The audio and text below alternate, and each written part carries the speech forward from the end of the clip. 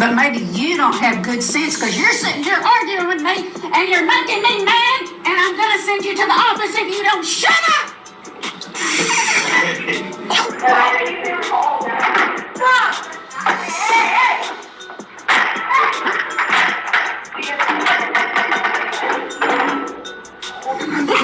Mister, I am serious. Wipe that smirk off your face now. Yes, this old autograph legend rookie cards, there's money there. Real opportunity here is when those cards got autographed. First off, a lot of these guys, if you're going real far back, they're dead, so nothing more is getting autographed. That's number one. Number two, even the guys from the 70s, 80s, 60s that might still be alive, their autographed PS, it's tallied in the PSA pop count, they're just not that high. And so recently there was that $350 million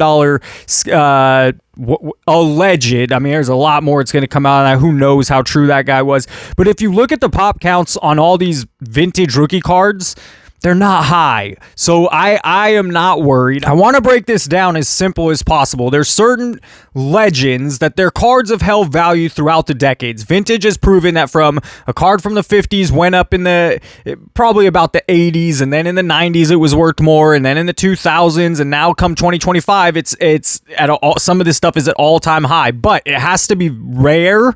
When you look at old PSA pop count, it's really where the gold's at, is that if you're looking at an old Joe DiMaggio or an old Ted Williams or even the rookie card Jim Brown, it's the only card that year, and people were not saving them. People were not putting them in penny sleeves. People were not protecting them. People were playing with them. People were putting them in bike spokes. People were throwing them away. It wasn't looked at as, oh my God, I'm going to get rich saving this forever. That's just not how it was. It was a toy. It was less than a toy. And so back then, it's far different than what happened more recently. Someone like Greg Maddux, Joe Montana, Rickey Henderson, more players from the 80s, Kevin McHale, who might have been a rookie in the 70s. Either way, their cards are a little more mass printed. There's too many of them. I'm going to put them next to me. At the end of the video, we'll go over how to look all this up, what resources you can use. But next to me, you're seeing that the pop counts, the PSA pop counts of these cards autographed. They're normally under 1,000, often under 500, sometimes even far less than that. And so imagine now you're looking at a 2025 rookie card. Only one set's allowed to print it, right? Only Topps Chrome is going to print this card. No other set is allowed to print it but Topps Chrome. Then, on top of that, so they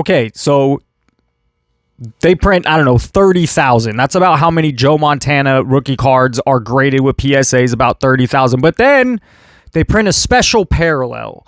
And that special parallel, right now, there's about 900 copies, a little less, autographed by Joe Montana. And again, that's why I don't think there's a ton of fakes, because there's money to be made there. If you could fake it, there'd be more.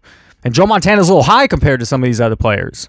And he's still alive, so it might creep up. He's charging a lot of money for an autograph now.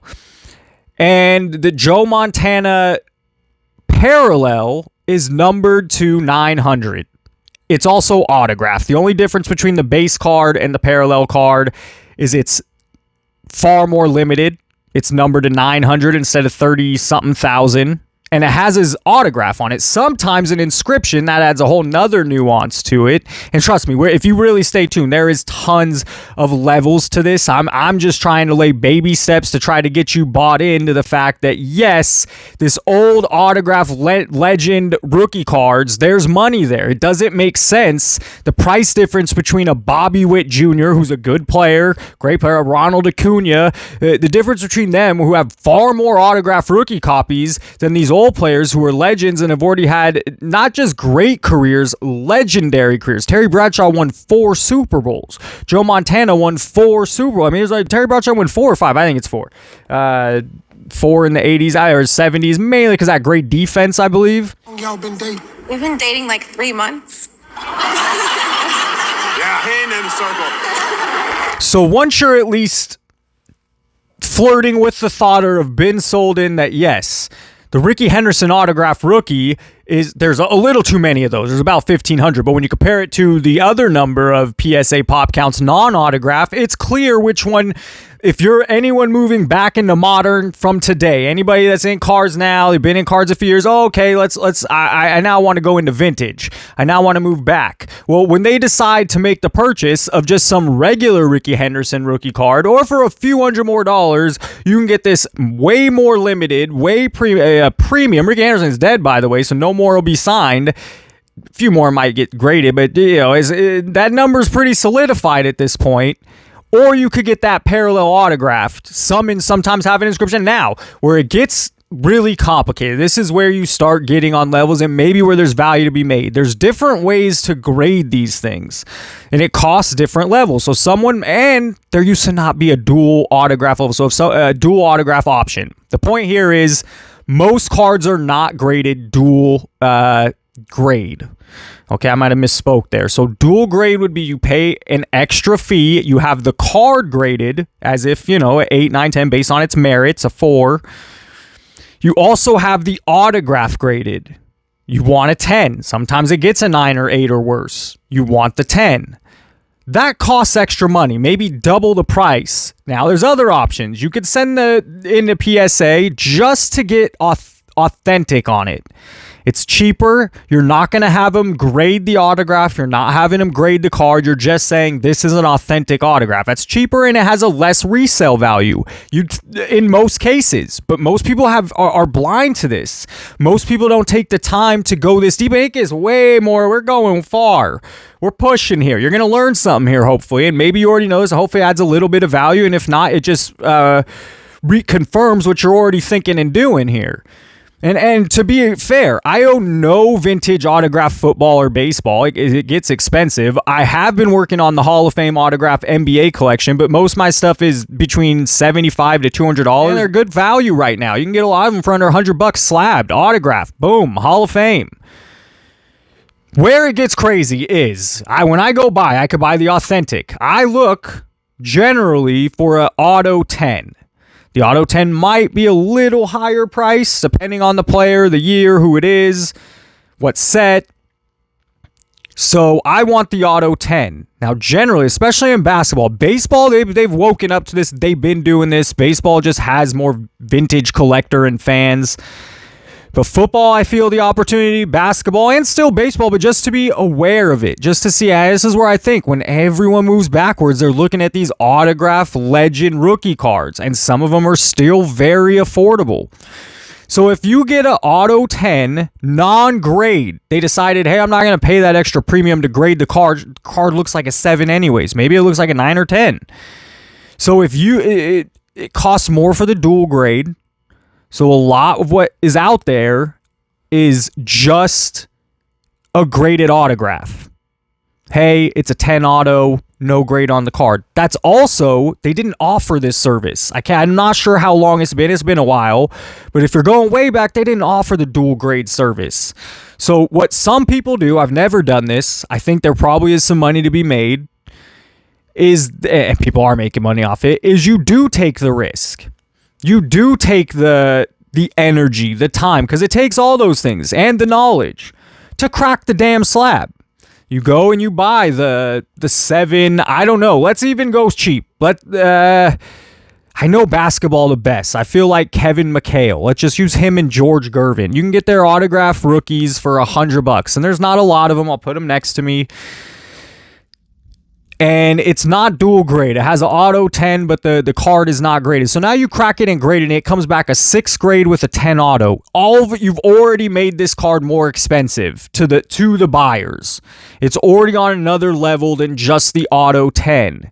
And if you got a 6, that's pretty good for an old card. Maybe you get a 7, maybe you get a 4, a 9. If you really strike it rich, that 10 or 9 grade with a really old card plus the 10 auto, that is a one in one of itself, and it's not fake.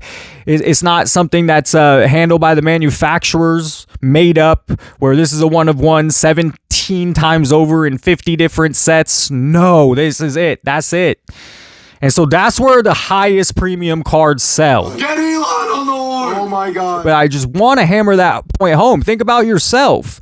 If you were going to buy one and the price difference wasn't all that different between the non-auto and the auto, you'd buy the auto all day. There's value in it. It's a pretty looking thing. It's cool. I kind of went quickly over some of the main points, so let's just really quick recap what we went over. I feel vintage, it's true, not I feel, it's a fact that vintage autograph rookie cards are very rare, they're limited, they're sought after by a group with money, by the way. It's a point I didn't really get into, though. A little bit, sometimes they can act a certain way, like better than, but that's who they really want that neat, perfect card, and they have the money to spend, and so they hold a premium.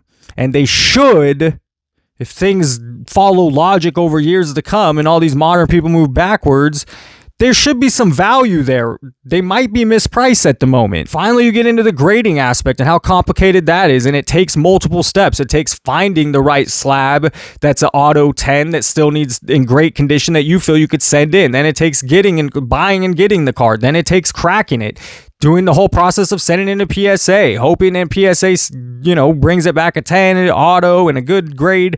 And you get it back, it's a risk. Yeah, you got to sell it. And I feel you do need a little bit of a bankroll, because if you do it 10 times, you might only hit twice. Or sometimes you might hit 6, or sometimes you might hit 0 or 9. So I think it's not something you could just go into trying twice because you don't know the outcome. But if you try it 200, you might hit some big on a few of these things. Some cards are already dual graded, and you'll notice they hold a higher value. They're if you go on eBay and see just an auto 10 versus a dual grade 9 copy of the card, and a 10 is going to hold a higher premium resale value. So some people are currently looking for those deals where they could go in and crack something to up the value. And even if you don't do that, even if you just hold the card as an autograph, it's a rare, scarce commodity compared to a lot of the other stuff out there in the card world. Where I feel like the PSA Pop Report is not the most user-friendly or visually fun thing to look at. But if you just Google that, you go to that Pop Report of that card, you click it, you type, I'll show photos of it next to me, you type in the name of the player, and you're going to get the pop count. Now it's a little further than that. For the autograph, you have to click where it says PSA DNA certified, and that'll show you the autograph number of copies. So you can see both the regular number, but then you have to click and type in again under the PSA DNA certified, the Rickey Henderson, Joe Montana, Jerry West, and that's how you'll see how many autograph copies are there. And how many people don't know that? How many people don't know all these little nuances? But this is where, forget mystery packs, forget retail packs, forget modern at all. This is where if you have $60, $100 to spend, go buy a Hall of Famer autograph rookie card. I mean, to me, it's a no-brainer. And if the hobby wakes up, when it does, when it moves past all this fireworks and show, this is where people are going. This is where it's headed. It makes tons of sense. To look up card prices, you can use something called VCP, which is Vintage Card Price Guide. I see a lot of the vintage people using that. I've always been a card ladder for the last few years, ever since they came out, really. I mean, they've only been around a few years, and I was comfortable with them most. There's a lot of sites you can use, 130 point, but VCP seems to be a popular one to look up some of these vintage autograph rookie prices. If you like the serial number stuff, you like scarcity, you like Hall of Famers, that's great. Just don't buy the hype, don't buy modern. Buy vintage. It's buy 40 years ago. You can still play the game. It's still very exciting. You're holding something historical, iconic, rare. And that right there beats anything you're going to get 99% out of a mystery pack. I'm not selling anything. I'm not pitching anything. I'm not a financial advisor. I'm not telling you what to do with your money. But I did want to inform you and kind of give you some more information on where I think there might be some value, how it's a little bit complicated, takes energy. Not everyone's doing it. A lot of people are turned off by it. It does take a little bit of a bankroll. It does take a risk. It does take energy looking for the cards, buying the cards. It's a process. It's not something you do in a day. This could be a 2 or 3 month thing going on. So hopefully the video, you got some value out of the video today. It's a nuanced sports card conversation. And that's it. Class is dismissed. Hit the like button if you enjoyed. Help spread the content, the channel, the message. Subscribe if you have not. As always, thank you for watching and have a great day. What up, everybody? This is Robert Ory, aka Big Shot Bob, and you're watching Professional Sports Cards. Hey, by the way, go buy my rookie card.